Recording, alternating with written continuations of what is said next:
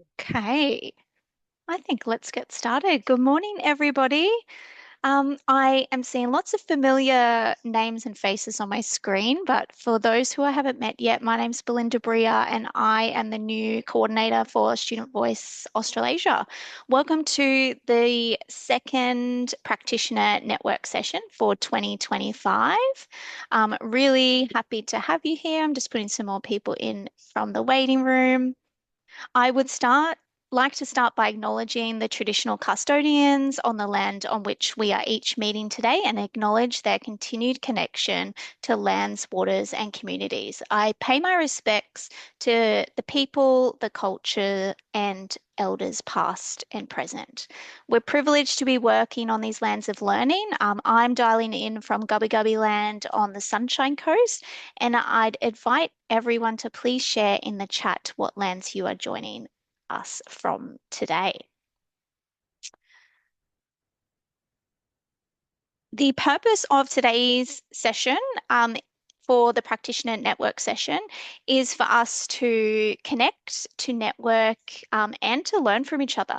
So the format of today's session we want it to be quite interactive, quite conversational, and it normally starts with a presentation component, which we'll do today as well. We'll have time for questions and answers at the end. So please feel free to put any questions throughout the presentation in your chat, and we will address those throughout the presentation, and then we'll have some time to connect and reflect on key takeaways at the end of today's session as well. I'd like to just acknowledge that we are recording today's session for the purposes of sharing with our members who are unable to attend due to conflicts. And I would now sorry, I'm still doing the waiting room and like to introduce our presenter today. So I'd like to introduce Dr. Ari Pinar, who is an education consultant who collaborates with educators, leaders, and change makers across Australia to design learning experiences that ignite curiosity, shift mindsets, and drive meaningful change. With expertise spanning K-12 and higher education, he is committed to supporting educators through evidence-based, data-informed practices that foster lasting improvement. Dr. Pinar has worked in diverse settings from local classrooms to universities and government institutions with a focus on helping educators translate research into practice using high impact strategies. Known for his energy, creativity, and passion for teacher-led innovation, Dr. Pinar partners with educators to build measurable, learner-focused outcomes that redefine success in education, advocating for change, alternative pathways, and empowering the next generation to think critically and strive for excellence. Welcome, Ari. I will hand over to you now. Thank you, Belinda, and thank you to Student Voice Australasia for having me. This is a fantastic opportunity for us who've all gathered today to talk all things and a couple of new things perhaps about authentic ways to engage students, both in their learning, but most importantly, in their experience as university students. So welcome to everyone, and thanks for being a part of today's show and meeting. The show part will come through in just a moment. So a bit about myself just before jumping in. I recently transitioned into education consultancy, coming from a background in higher ed, where I spent close to 13 years working with large cohorts of students in sort of a STEM-related field areas. And a lot of our students came from culturally diverse backgrounds. Many of our students were often first in family. And also barriers there are many barriers in place for our students coming into university, not just financial, socioeconomic, but also demographically, many other ways as well.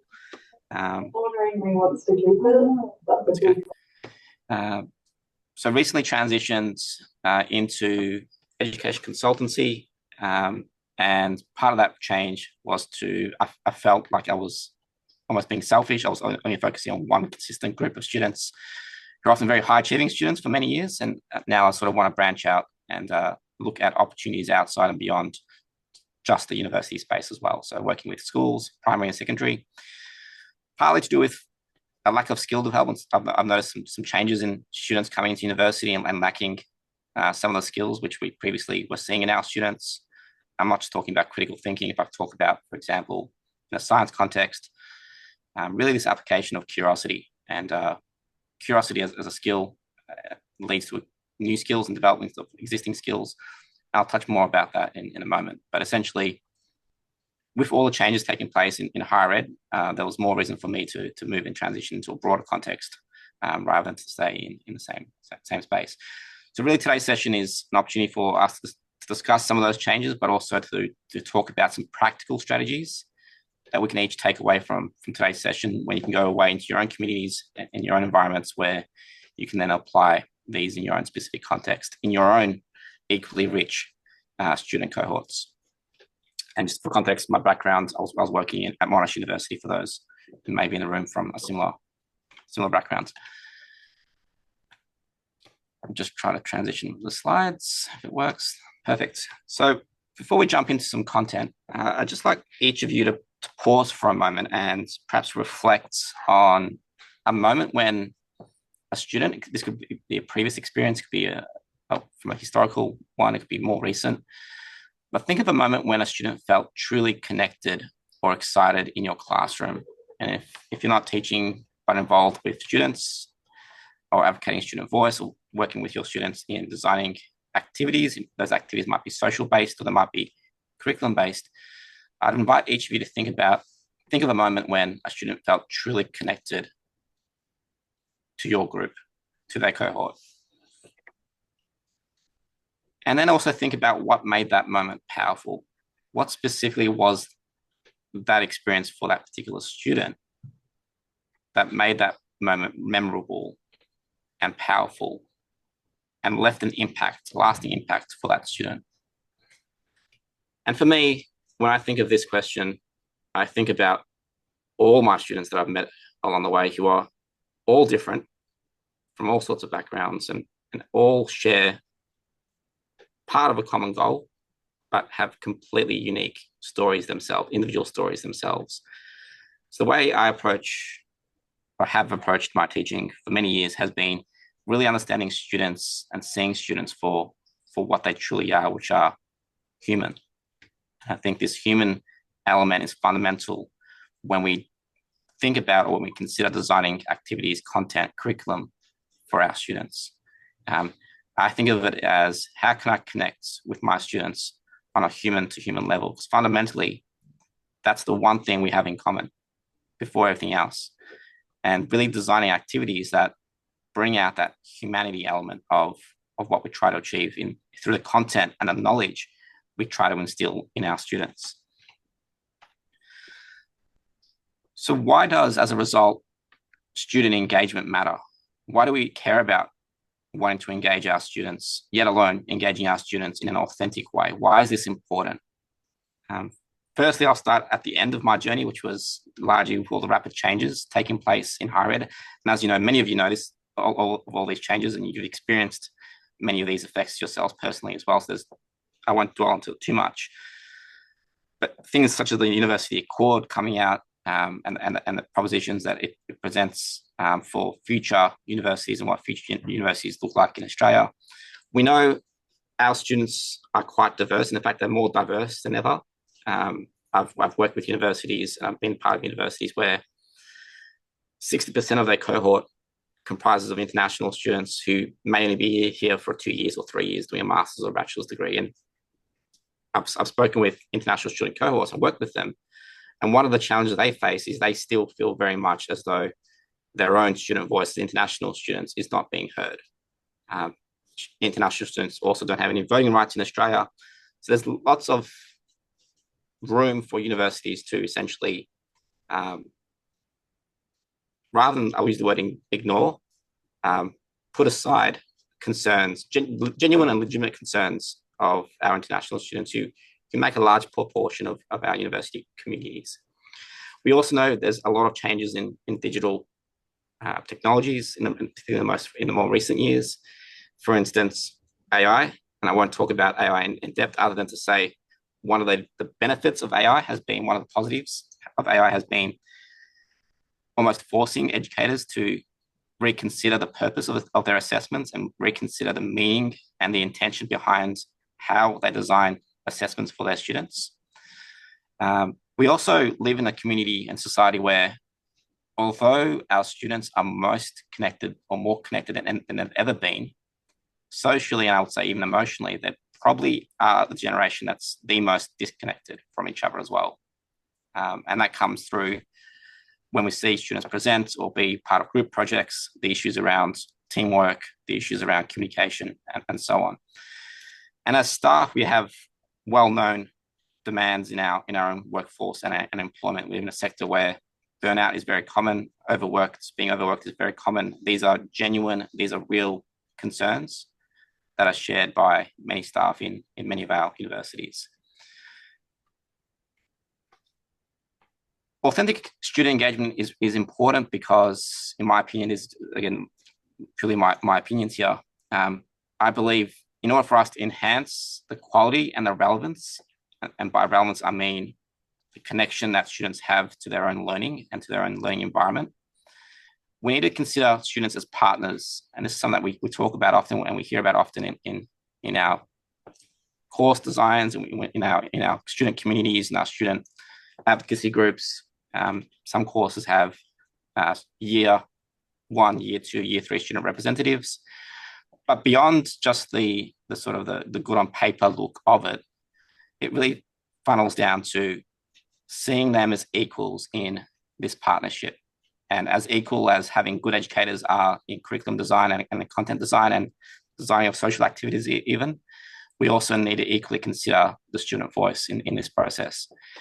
And this is really pivotal in our intention. Our intention is to develop a sense of community and belonging for and of our students, it's important that we consider them as equal partners in this process. And ultimately, we know from years of research that the more belonged and more connected that a student feels to their learning and to their student community, the better or the more improved their educational and future career outcomes are.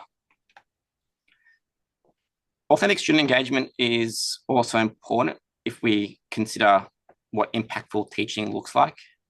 So we need to make sure, we should ensure that involving students meaningfully in a way that ensures that our teaching stays relevant to the student needs, and particularly those from underrepresented groups also. But most importantly, it's really showing students the relevance of what they're learning. I'm a firm believer in that knowledge is freely accessible. We live in a society where, unlike our generation, unlike the generation of our parents, who may not have had access to the internet, the only source of truth, the only source of knowledge that our parent generation and certainly our grandparents' generation had was through their teachers at school. And if they were lucky enough and they're privileged enough to go to university, through their university professors and lecturers at the time. Fast forward with the internet revolution and the changes that the internet has brought, which are widespread, knowledge is now by and large free and universally accessible by everyone, students and educators alike. And now with the changes in AI, the ability to access that information is more readily available and more easily accessible than ever before. In a very plain language, it's in terms of seeking out something that you don't know, it's very accessible in plain language terms. So I'm a very firm believer in this notion that there is something uniquely special about when students and educators come together, where they share the same space and time. As educators, I believe one of our pivotal responsibilities as good educators is to curate or create experiences in these environments that we share the same space and time with our students that are uniquely different to what they can get anywhere else. So really creating opportunities for students that they can't get access to elsewhere beyond being in that shared space and time. And that, I believe, is one of our firm responsibilities as good educators. And showing them what they are learning essentially is applicable not only to the endpoint and not seeing the endpoint as being assessment-based or grade-based or mark-driven, but seeing the endpoint as being citizenship in their future roles in society. So how is what they're learning now today potentially going to be relevant and impactful for the generation of individuals existing within their society once they do enter the workforce. So if you were to ask me what are some ingredients for successful, authentic student engagement, I've listed a few here, and this again is not an exhaustive list. I've just listed the ones that have been central in my way of thinking. Beyond just simply retrospectively and passively asking students for their feedback on set use, which we know have certain merit, and we also know through our own experiences have many limitations as well. But beyond just using simply set use as a gauge or as a marker or an indicator of how successful our students have found that experience of being in 12 weeks of a course or semester, it's including them on the process of designing the content and the curriculum and the activities, the social activities. Whichever activity they're involved in is including the students and including students with each other in both the teaching and learning, and not just simply doing things for our students that we believe are might be or maybe or are in the best interest of our students. It's really asking them, what would you like your university experience, your course experience to look like? And I'll talk about ways in which we can achieve that in just a moment. It also considers, as I mentioned, this is one that I'll just reiterate again, it's a mutual process. When we talk about students as partners, it's not we're doing it because it's a nice thing to have. It's nice to include students. We want to hear their voice. We want to hear their opinion. But it's seeing them as equals in the design and decision-making processes of whatever we do in our courses or curriculum. Importantly, when we talk about authentic engagement, I believe one of the key ingredients is seeing students as active contributors rather than just passively taking on content or seeing them as consumers of education. Often we see, or we include students in, or we include the student voice because we believe that they are paying for a service, and yes, they are. Ultimately, they are paying for a service, and they're paying a large cost nowadays, particularly international students, but also domestic. There's a significant debt that's created through 3 years of a bachelor's degree and a time investment. So as a result, I'm a firm believer that we should actively seek and also actively see our students as contributors in both the design and of their learning. And that includes asking them questions about what they want to learn and how they want to learn. You can say, well, how inexperienced might a student be who's never been involved in course design or curriculum design? Now, I'll touch on that point in just a moment. But by and large, it involves including those students from those underrepresented groups. If we want to talk about inclusivity and culturally diverse practice, we need to, from the onset, include students from the range of backgrounds that represent our universities and our communities. I think I've got 2 more slides in here before we jump into an activity together. I mentioned this point earlier as well. When we talk about students as co-designers of content, we need them to be included earlier on in this process, not midway through. If you're going through a course redesign or course review process, for instance, really including students on the process earlier on. So when I was working at Monash in the course that I was a part of, we had about 800 students. Within that course, we had year level representatives at first year, second year, and at third year. And typically we would have at least 2 to 3 representatives from each year level. And one of those representatives would be an international student, one would be from an underrepresented group, and then we would have one from a domestic audience or community. And that was important because it allowed us to show to our students and highlight to our students that although they may not be able to relate directly with their lecturers and their course coordinators and unit coordinators, they had at least someone in that group of individuals who represented their voice from what we tried to achieve was from their growing closer to their own communities. Also important in this process when we decide to engage students as co-designers is to set clearly definable goals. What are the objectives? What are we trying to achieve as the end product or the final outcome of including them in on this process of co-designing on a project? And that's really important in being able to clearly articulate to the students that we include on the purpose, but also hearing their voice in terms of what they would like as the outcomes and including that student voice in terms of the outcomes in onto the conversations and meetings. Equally important, though, we need to understand that our students aren't experts at curriculum design. They're not experts in designing content. We need to hear and include their voice, which is fundamental in the process of design. But also important is knowing that they may not have the same skills, is providing opportunities for these students to develop and refine some of these skills. So it might include, for instance, inviting students to seminars, research seminars on educational content. It might include allowing students to sit on additional meetings, additional staff meetings, course meetings, course review meetings, and opportunities for students to develop other more softer skills such as project management, for instance. But really supporting students in this journey as well. It goes without saying that in order for students to actively engage as co-designers, we need to value their input. I think it's a fundamental consideration that needs to take place in the process. So I'm now going to transition to inclusivity and culturally diverse practices and how we can consider and why it's important to consider inclusion and culturally diverse practice in the design of content. And I'll start with this idea of what we call in cognitive neuroscience, unconscious bias. Now, simply by us being humans and existing in society, and a society that we've had many shared experiences over the course of our lifetime up until today, we've developed our own schemas, our own ways, our own perceptions of seeing the world in the way we want to see the world. And by that, I mean the brain is a useful and powerful organ in the sense that it limits and it's quite efficient in how it uses its energy. And it restricts our perception of things that are less relevant in our environment, and that which in turn allows us to attend to tasks that are more relevant or more immediately relevant to our day-to-day performance of those activities.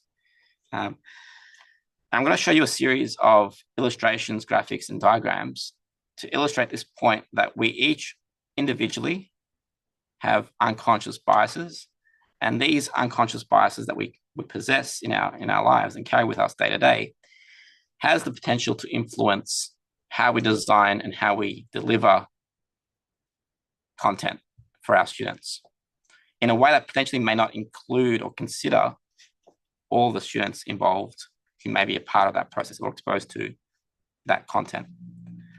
So the first is an example of a very commonly, many of you may have seen this before, but I'll go through a series of these that are going to become less and less common. It's an illustration showing, it's actually an abstract illustration, but some of you may see an older woman. Some of you may see a younger woman. And I invite you to use the chat if you'd like to see, to just quickly do a poll in terms of what you see, whether it's an older person or a younger person. And interestingly enough, there's been a few studies on this actual graphic itself. And what it's found, what those studies have shown is depending on your own age of the person viewing this illustration, if you're an older individual, you're more likely to perceive, on average, more so than not, an older woman or older person appearing in this illustration. If you're a younger individual, the chances of you seeing that younger perception of that face, that image, is more likely. So the converse applies depending on your age. There's an age-dependent response here. So age is a factor. Your own age has an influence on how you perceive this particular image. I'm just looking at the chat here. I think we're almost getting a younger mix, an equal mix, sorry, of old and young, which is quite in line with what we've seen in these studies. It's about 50-50% split between these research studies that show half of you will see an older person, half of you will see a younger person in this image. So we're fairly consistent in what we see in our own group here today. The second illustration is a graphic this time of two faces, one on the left and one on the right. This is probably from TikTok. If you've got children, younger children, you might have seen this before. This actually created a bit of controversy, but this is to do with, again, how the context of what surrounds a stimulus or image in our environment can influence the outcome. So if I was to say to you the left image and the right image, the color of the face was exactly identical, like 100% identical, and it is, would you believe me? So the white face versus, let's say, the darker color versus the lighter color on the left. If you were to use, I'm happy for you to take a screenshot of this image if you would like to now, you're more than welcome to, and then put it into Paint or put it into a graphic application and use the eyedropper tool. You'll see that the color code for the face on the left and the color of the face on the right is exactly the same. And you would say, well, Ari, what are you talking about? They're clearly distinctly different. And this is another example of a bias, that our belief is very strong in one particular direction, which is a very objective, perhaps, which is a very subjective, perhaps, decision. But I would encourage you, in a similar way, to think about your approaches to your teaching and to your students, to take a step back and say, well, what if maybe my initial reaction isn't inclusive enough? Another example, I've just got 2 or 3 more of these, I believe. We'll go through this one as well. This is an example where you're just simply looking at a dot in the middle of the graphic. You're basically staring for a little while at the central black dot, the circle. And what is happening at this time is we've got specialized receptors in our eye on the retina. And those what we call photoreceptors are sensitive to red light, blue light, and green light. And as you're looking at this image for a period of time, certain photoreceptors are becoming oversaturated. So you're having this after effect or this after image taking place where, because of their hyperstimulation, those photoreceptors remain activated even when you see the change to a grayscale image, which as a result, some of you may have seen, rather than seeing the grayscale image which you're seeing now, for a slight moment, that was a colored image. I've got an example now of a textual one. I'll read this out for everyone. Essentially, it's a scenario where there's a father and a son who are involved in a car accident. The father unfortunately passes away at the scene, and the son is rushed to the hospital, where the surgeon looks at the boy and says, "I can't operate on him. He is my son." So the question is, how is this possible? How is the surgeon unable to operate? Why is the surgeon unable to operate on his son when the father has just passed away? So I'll again invite you into the chat if you do want to say, again, this is interesting because again, it's a 50-50 split. Some of you will say, well, how is this possible? Others are very clear on this, which is, if the audience is more predominantly female, the studies have shown that if it's a predominantly female participant, if the participant of the study is predominantly female orientated, the answer is almost immediate. If it's young 18-year-old university students, predominantly male, the success rate of answering this question successfully is very challenging. And obviously, adding now the diverse mix of how families are structured in our society, and automatically you've got a nice mix of diversity as well. And one final one, which again, I'll end on a graphic. This is the last one, and I'll explain why I'm showing you these illustrations and graphics in just a moment. So you're seeing an image here of, let's say, 2 blocks that have slightly kind of inverted angles inwards away from the screen. At face value, again, these 2 appear to be different colors or different shades of gray and dark colors. But if you were to use your index finger on your screens and cover that section, essentially, with your index finger, the middle band, you may notice that those 2 colors, those 2 blocks, no longer appear as distinctly different colors anymore. And it's interesting that, again, at face value, things don't appear as they seem. And if we now add into the mix that our students today come from far more diverse cultural demographic backgrounds than ever before, we need to consider what inclusive design and inclusive curriculums look like. And this isn't new information. This isn't new information, but we can see just through a powerful set of illustrations that consciously we need to think about carefully, how do we design and how do we design activities that include students at the center of their learning, the center of their student experience. And I believe that in order for us to be truly inclusive as educators and course administrators and student administrators, we need to consider the diverse reality of our student body. And depending on where you are, which university you are around Australia today, that will look slightly different for each of us. But students are really central to this mission. And the way I have always approached my delivery of content and design of content and work with students is really trying to understand at an individual level. And I know it's hard, I can relate to this as well, but really trying to understand the individual student story. And actually, which means ultimately means sitting down with the student and asking them questions about how did you get here? What do you want out of your degree? And where do you see yourself?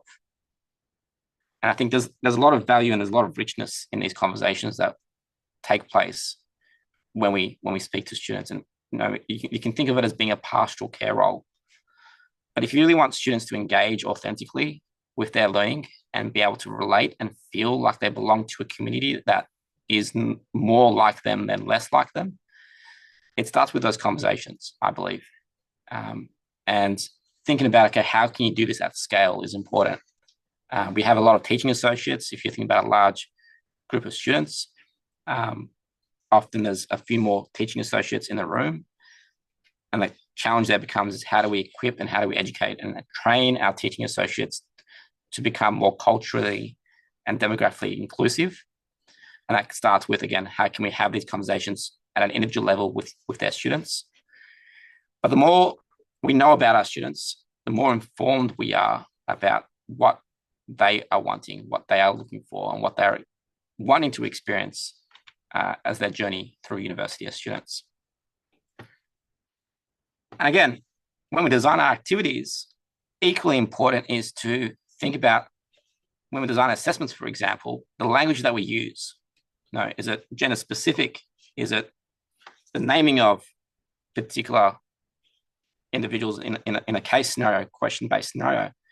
Is it also inclusive of everyone? You can call them, you can, even simple things as calling someone Bob or David, sort of the white Anglo-Saxon typical names, make a difference. And there's studies that have shown that the language used in the way we design activities makes an impact on academic outcomes for particularly culturally diverse student backgrounds. This idea that a one-size-fits-all solution is fundamentally requiring a rethink, not taking risks and assuming that our students understand our intention as well as is important. And also practical techniques. And I'll touch on this in just a moment. This idea of universal design for learning principles. If you've not heard about it, I strongly encourage everyone to look at this. I'll share a brief slide on this in just a moment. But when we talk about co-designing activities and including students and including the student voice and the equal student voice in the design of these activities or assessments or curriculum, a really important consideration is understanding and seeing that our students learn differently. If you take 2 learners or 800 learners and put them into a room, I can guarantee that they each learn in a different way. Yes, some might be more visual, some might be more auditory, some might be more hands-on or written, but funnel down to the individual level and you'll see that every person has a different process of approaching their own studies. So this idea of universal design really is focused on providing equal opportunity, but multiple opportunities for students to engage with their learning in those activities. So where are we? I'm just going to back one. And the last one there, again, which I've touched on, is really considering that cultural voice. And for that, I mean, allowing students from culturally diverse backgrounds to actually incorporate some of the knowledge of their own communities, whether it's Aboriginal or Torres Strait Islanders, whether it's minority cultures within a certain community. It's really allowing students who are within a course at university to also draw on their experiences from their own individual communities, their cultural communities as well. I've got, I believe, 2 more slides, and then we'll do an activity. I'm just getting close to wrapping up here, but I will see how I want to really open up this for discussion as well.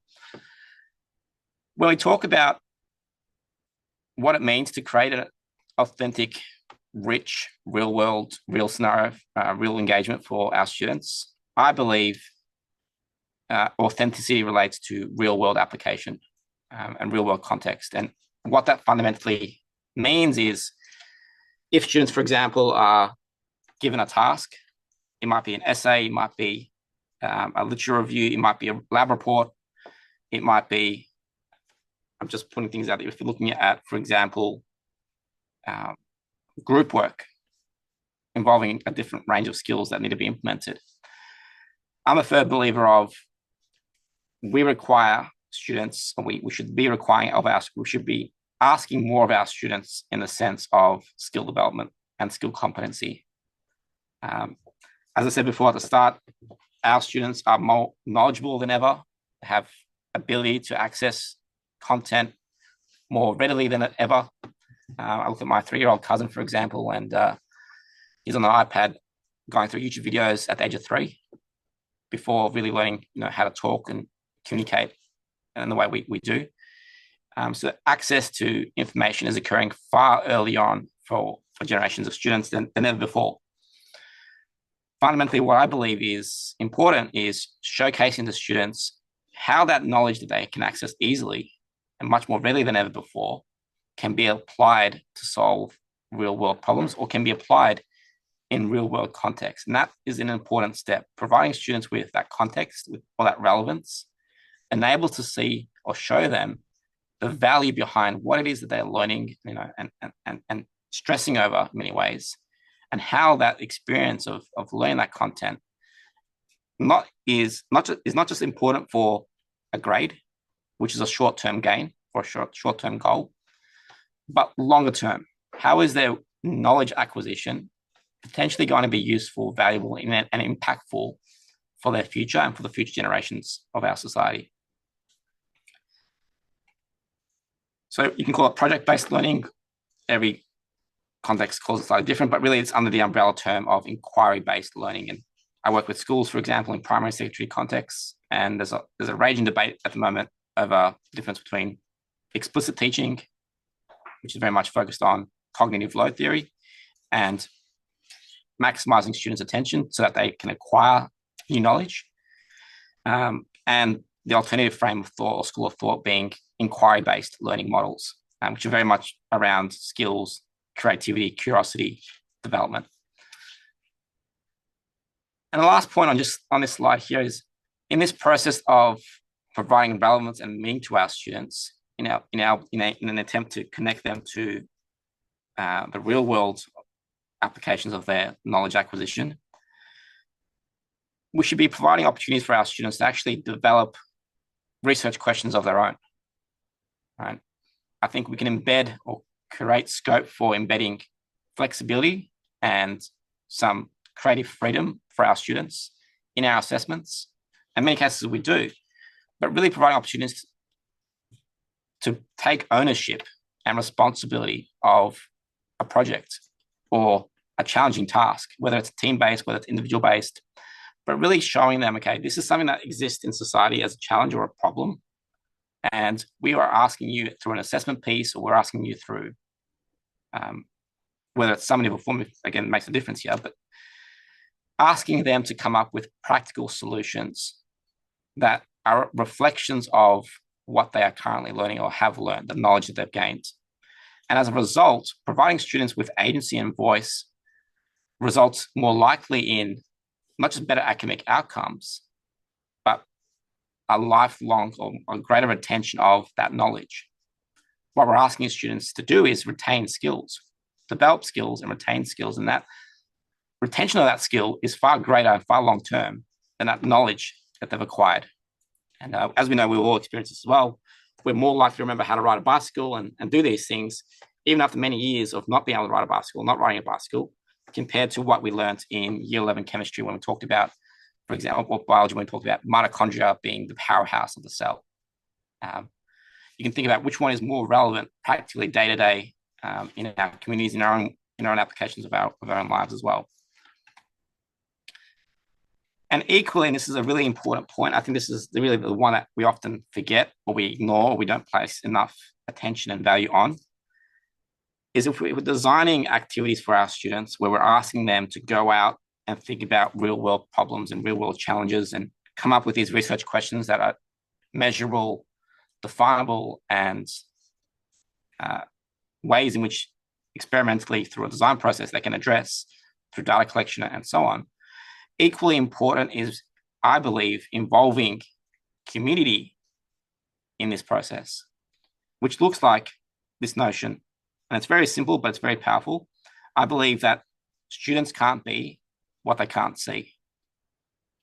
Right? If you're telling students to go out and become an engineer or go out to become a doctor or an accountant or a lawyer, and they're first in family from regional New South Wales or from WA or Tasmania, where they have no one in their immediate family or in their social group, if you are these people, it's very difficult to show these individuals, okay, there's someone just like you who's gone through the similar process that you're currently going through.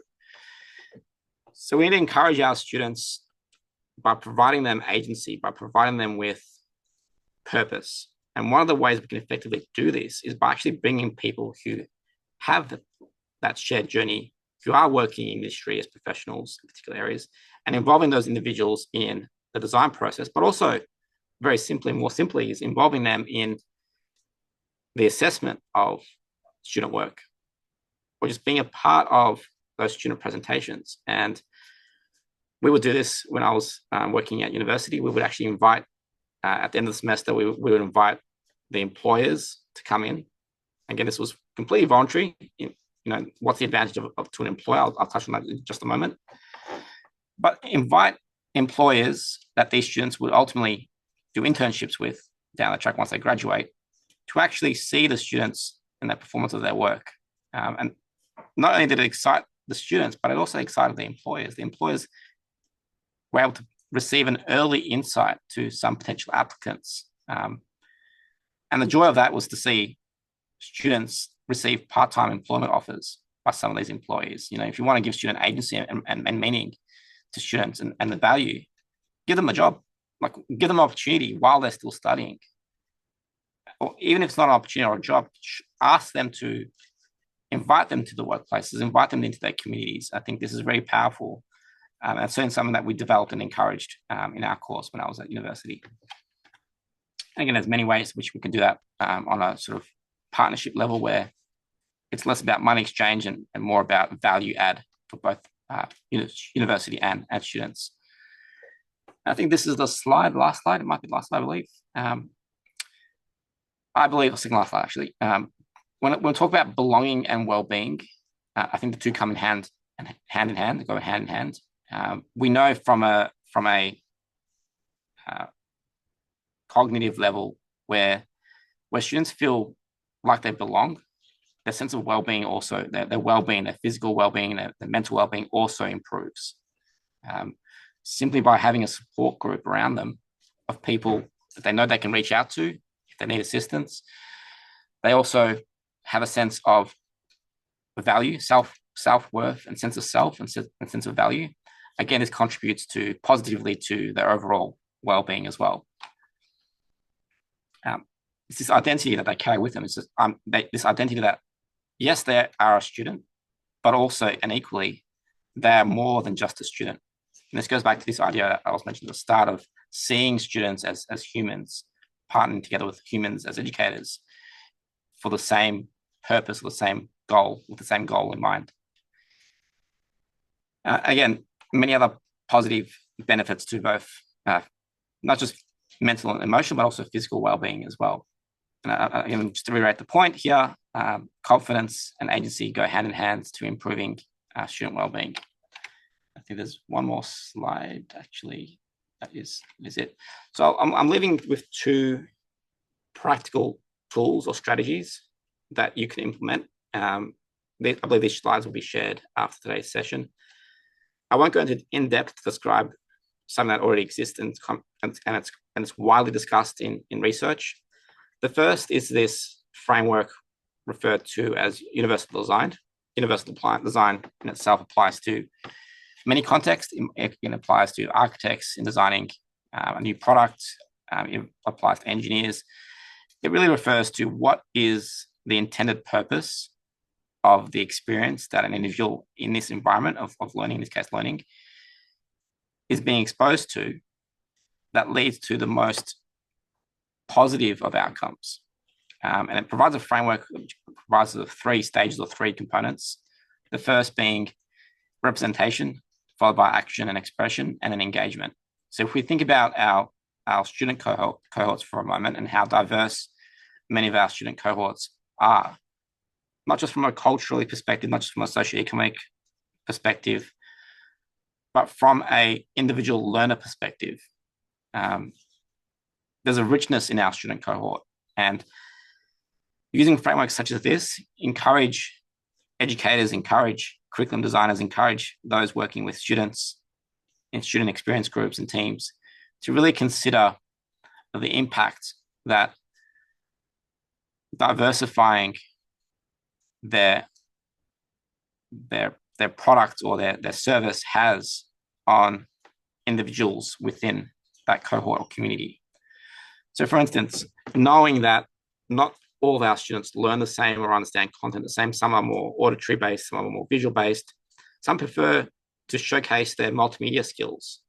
You might have students, and you certainly will have students who may not communicate well in public, may have anxiety around speaking in public, for example, but can produce the most amazing artwork. And as a result, in designing the assessments or designing activities or curriculum for our students, as an example, allowing those students opportunities and equal opportunities to showcase their talent. And in the process, fostering their development of these other skills. Again, skills coming emerging as being the important point. Another aspect, as another framework, is design thinking. And the first component of this process is really empathy-based, right? It's really understanding who the end users are of what it is you're trying to develop as a project or as an idea or as an initiative. And that process of empathizing is actually involving those individuals, in this case, students, in that process early on. You can read through this process, this framework as well as you go. But at each stage of this cycle, student involvement is central. Students are at the center of this process. This idea of prototyping, you might pilot some examples of good practice based off evidence, based off a couple of surveys, small surveys that you've run with your students before conducting a larger scale test. And in that process of testing, really being receptive and perceptive of your students' wants and needs.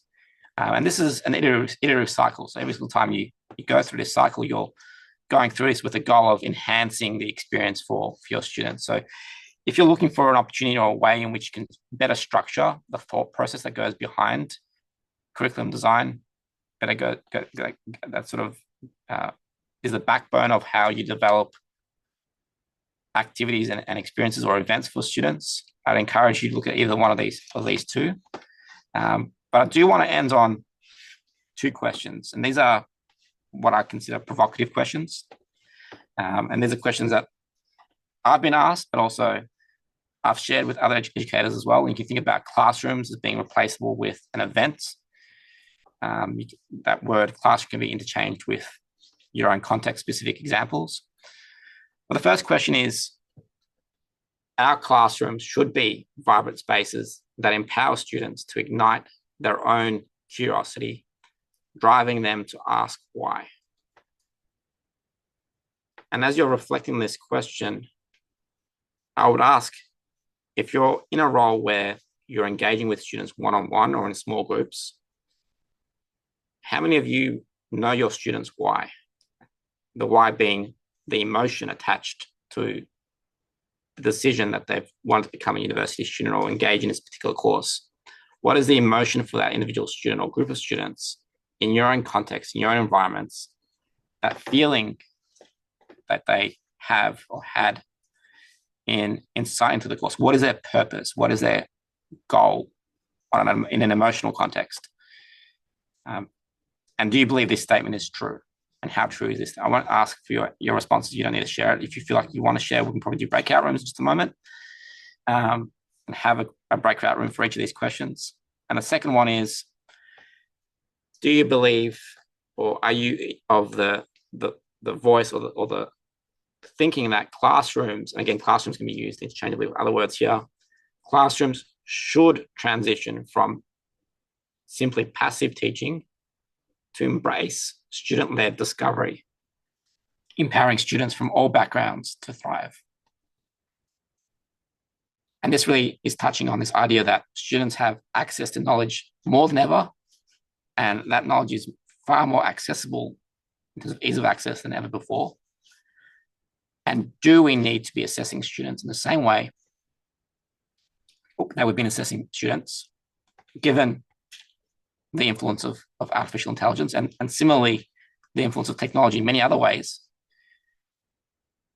Do we need to rethink, reconsider the purpose, let's say, of assessment?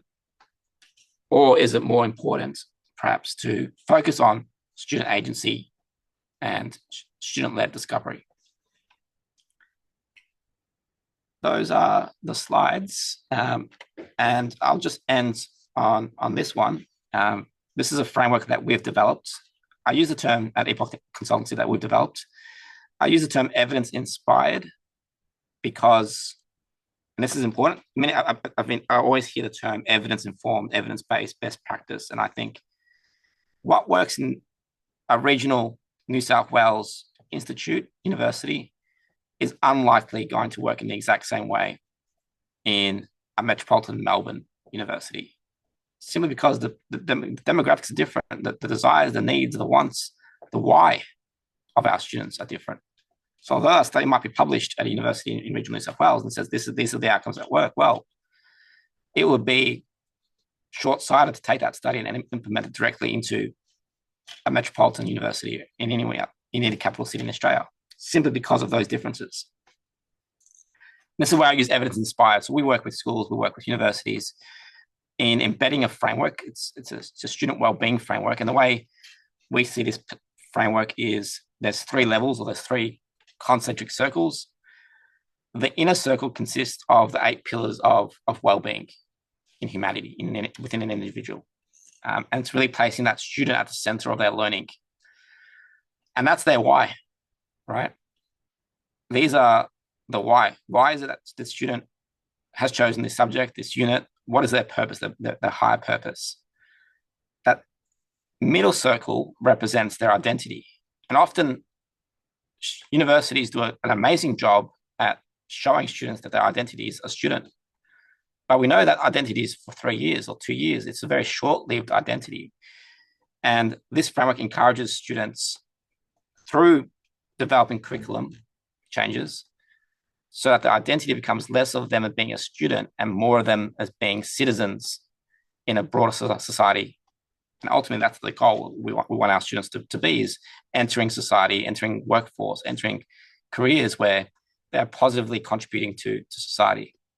And the outermost circle represents the knowledge, the skills, the values, the beliefs, the attitudes our students have.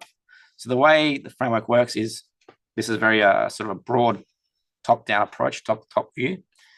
But we take elements of this framework and that we use a matrix table so that when you are designing your own curriculum, when you're designing your own, making these decision-making processes, that you use the framework, the matrix, in designing assessments, designing courses, and rethinking course reviews. And this is, broadly speaking, summarized here. So it's about self, it's about how students see and value themselves within their broader local community. That local community may look like their university community, it may look like their cultural community, or it might be their physical community based off where they live. And most broadly, is their perception of how they fit their roles within broader society, this idea of citizenship.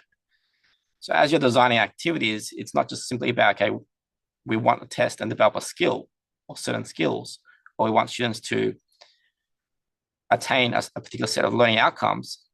I would also encourage you to think about how that activity, how that exposure to that assessment, for example, develops their sense of self, fosters their sense of self, fosters their sense of community, belonging to a community and the broader society. And the final thought process to leave you with, if a student walked into your classroom 5 years from now, 5 years from when you met them today, let's say, what's the feeling? What's the memory you'd want them to take with them about their experience, about their journey, about their exposure, about their learning while they were there as a student? Again, you can put all the frameworks aside. You can say, well, very simply, what's the feeling, right? The emotion, which can resonates quite strongly for me back to the why for that particular student. What's that feeling or emotion or memory that you want them to take with them, or remember, or retain? If you want to know more, if you want to reach out to me, I'm very approachable. I'm more than happy. It's something that I'm generally passionate in. I love knowing about not just people's why and students' why, but your whys as well. And I think that's a great place to start is understanding and connecting and being able to relate to someone's why. And I think a lot of the conversation becomes a lot easier when you can understand someone's why through asking a very simple question, which is, tell me your story. And I think as humans, we all have our stories that we want to share. And I invite each of you to share your stories. If you feel open, you can connect with me on LinkedIn or reach out to me. I will put my email in the chat, but I'm happy to take questions now as well. Thank you. Thank you so much, Ari.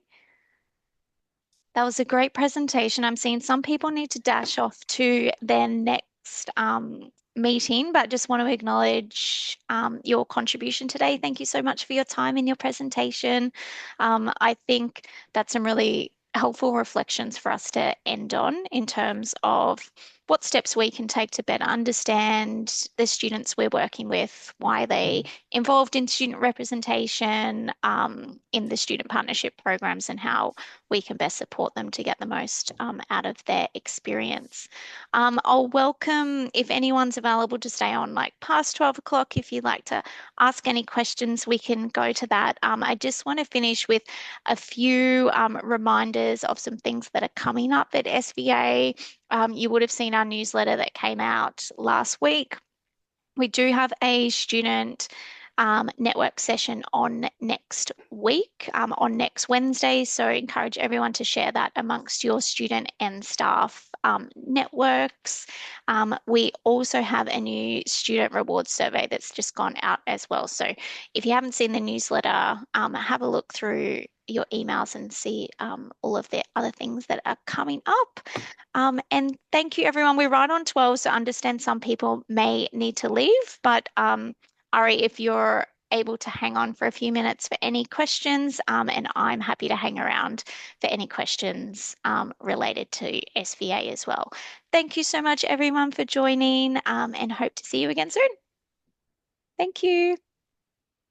Thanks, everyone.